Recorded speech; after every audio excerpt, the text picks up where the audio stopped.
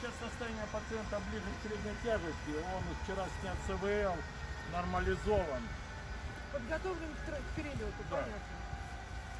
То есть, если он как бы даже не совсем лежать, так, У тебя коронавирус, да? Ага. Отстой, отойди от нее. Отойди подальше от головы.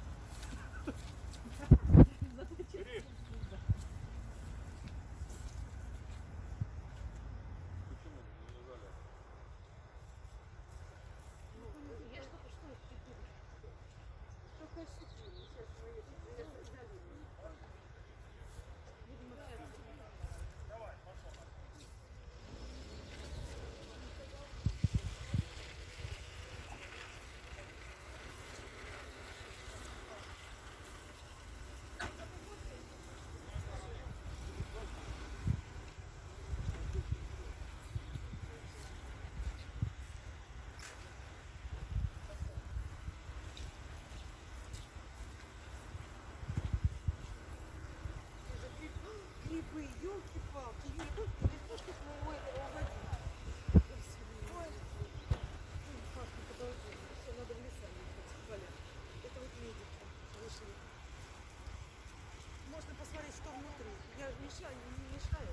Можно посмотреть, как внутри он сделан. Да ладно, дай какой-то, на всю голову.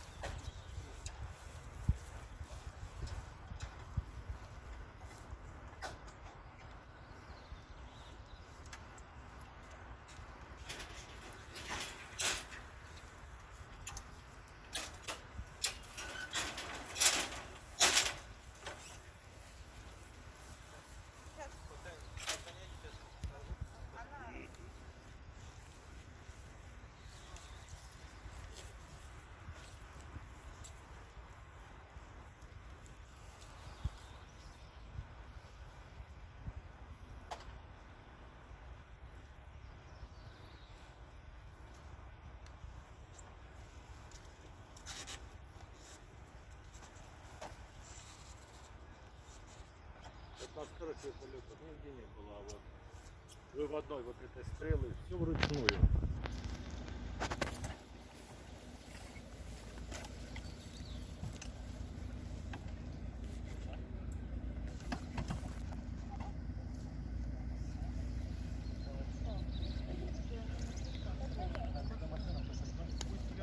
Игорь Иванович, чуть-чуть машину вперед, гоните.